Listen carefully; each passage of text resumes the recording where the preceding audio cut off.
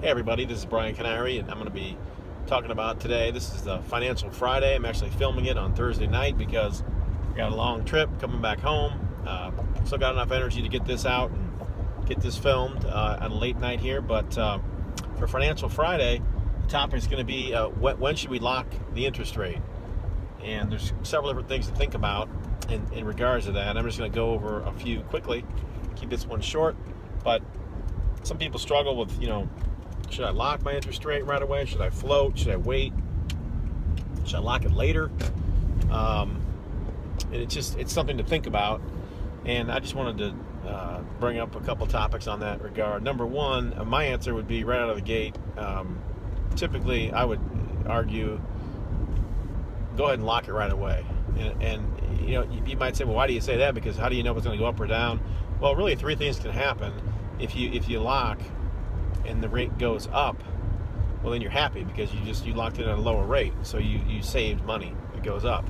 I mean, you can use a mathematical example. If you've got if you got a $300,000 loan, let's say, and the rate goes up a half a point, that's $1,500 a year, which is pretty substantial. Or if the rate goes up a quarter point, which maybe that's more common, depends on the market, but then it's $750 a year.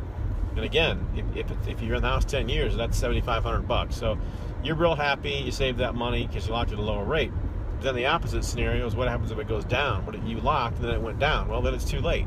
So you locked in the higher rate, but you didn't know. How did you really know?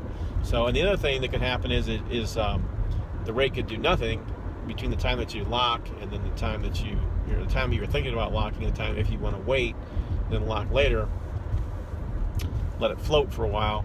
It may change, and it may change back again before your loan closes, in which case you're back to where you started. So, that's another possibility too. But my thought process with that is that if the rate doesn't change, then you might as well just went ahead and lock, and you save yourself all the stress and the worry and the sleepless nights, people that think about this and worry about this, because it is your real money. So that's why I would argue to lock typically. And then the other big factor that comes into the locking process, and again, this applies, by the way, I want to stipulate this right out of the gate, because this applies to like 99% of the people out there. The people who don't watch the 10-year treasury market every day, and even if they do, certainly you can ask your loan officer if you feel that they're really knowledgeable and they track it and they're real good at predicting it. But again, I don't try to give that advice because I don't want to predict the future. It's very difficult to do. If we could do that, then we'd all be multi-billionaires. We'd be trading.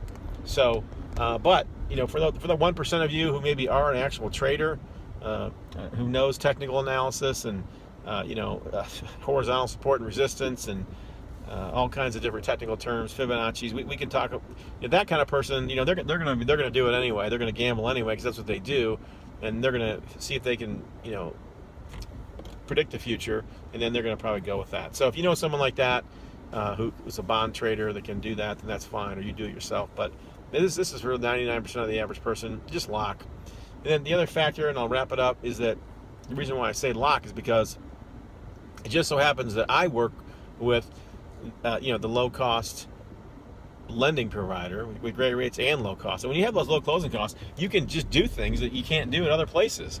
I mean, the reason people stress out about locking is because they know once they lock, once they commit, to get that change down the road, it costs some people $2,000, $3,000 even or more, to refinance, and that's why they're so stressed about making the right decision.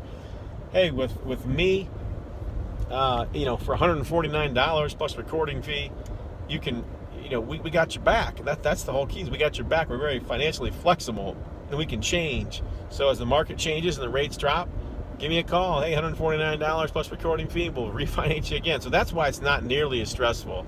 And I just say go ahead and lock, because we got your back down the road. That's a huge factor, and that goes back to the one thing where I talked about with my interview with Bob Fisher, some realtors, Rob Ashley, about a week ago or 2 weeks ago, and they were talking about they like to make not just one transaction or have a transactional relationship with the customer. They like to have that long-term relationship. They like to set the customer up not only for the purchase or sale of a home, but they like to set them up for like success, long-term success. And they think that's tremendous. And if you can do things like that for clients, time is, we all have to go through time. And whether it's 10 years later or 15 years later or 20 years later, you set that person up for success. You'd hope that would come back to you in a positive way, but whether it does or whether it doesn't, you know you've got that person set up for success, and they're better off because of it. That's got to make you feel good and more energetic and more positive about your job in general, I would think. So anyway, that's it. I'm going to wrap that up. I hope that all makes sense. If you have any questions or want to contact me about whether to lock, how to lock, I'll be happy to help you, and happy to help you in any way. So okay, for Financial Friday, have a good one. Thanks.